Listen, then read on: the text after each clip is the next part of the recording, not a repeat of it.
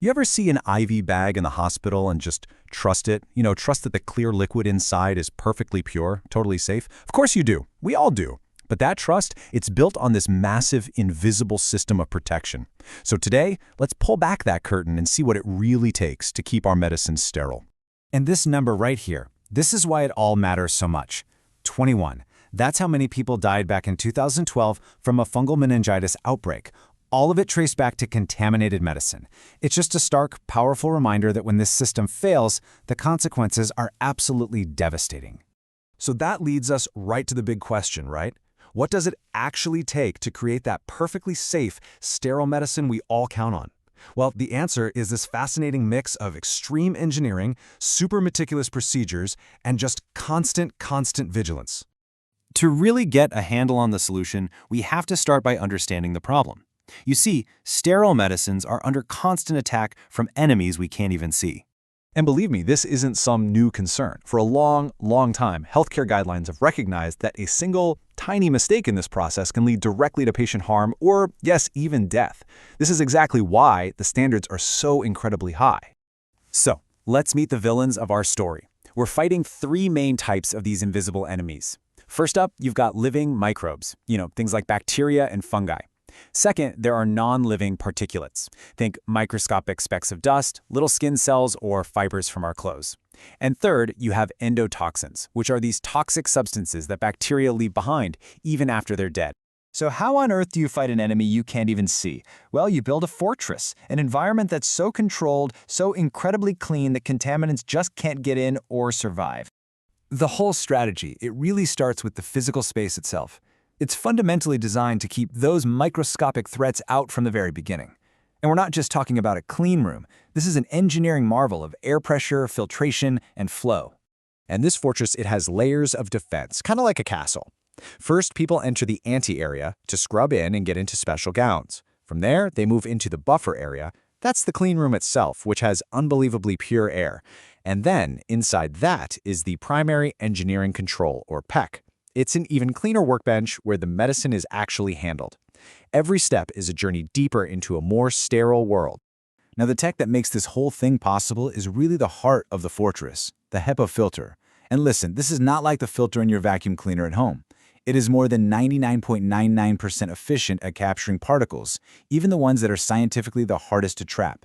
It's the secret sauce that keeps the air inside absolutely pristine. Okay, to put this all into perspective, get this. The air you're breathing right now probably has over 35 million particles in every cubic meter. Now, inside the clean room, that buffer area, that number plummets to a max of 352,000.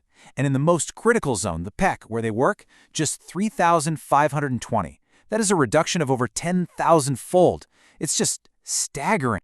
But a fortress is just a building. It's nothing without its guardians. The environment is only half the battle. The other half, well, that comes down to the highly trained people working inside. So who are these people? Can just anybody walk in off the street and start mixing up medicine? No way! Absolutely not. The only people allowed inside are what we call compounding personnel. These are pharmacists and technicians who've gone through tons of training and have proven time and time again that they can follow incredibly detailed and meticulous procedures without a single deviation. The level of detail is just incredible. Before they can even think about entering the clean room, they perform this strict ritual called garbing.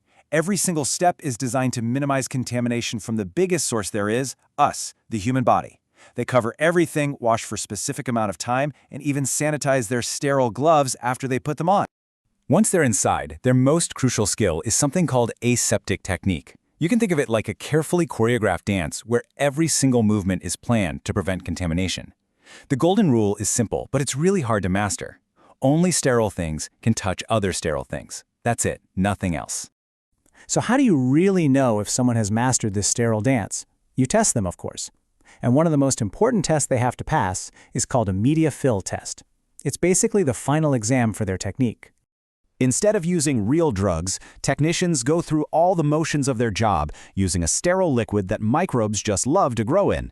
If they make even a tiny mistake and a contaminant gets in, that clear liquid will turn cloudy after a few days. It's a simple, visual, pass or fail test of their most important skill. There's no hiding. But all these meticulous rules that the Guardians follow, well, they didn't just appear out of thin air. The entire system was built piece by piece, often in direct response to tragic, real-world events. This rulebook is constantly evolving.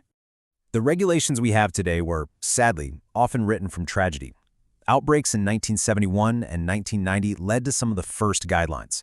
Then, in 2004, a huge national standard called USP 797 became official.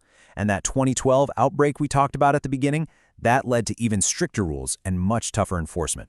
These aren't just bureaucratic papers. They are life-saving lessons learned the hard way. This all brings us to how these principles get applied in the real world, every single day. Because, you see, not all sterile medicines are created equal. The system accounts for this by categorizing every single product by its risk of contamination. It basically breaks down risk into different levels. So for example, a low-risk preparation, like adding a drug to a single IV bag, can be kept for 48 hours. But a medium-risk one, like preparing a big batch of syringes, has a shorter shelf life of 30 hours. And a high-risk preparation, one made from non-sterile ingredients, that has to be used within 24 hours. It's simple. The higher the risk of contamination when you're making it, the less time it's allowed to sit around. And that's really the key takeaway here. The sterile fortress, the guardians working inside, the rule book written from tragedy, and that constant assessment of risk, it all has to come together perfectly.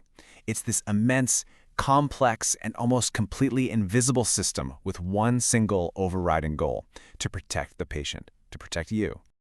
So the next time you see an IV bag, maybe you'll see a little more than just a simple plastic pouch. Maybe you'll see the fortress. And it kind of makes you wonder, doesn't it? What other invisible systems are working all around us, keeping us safe every single day?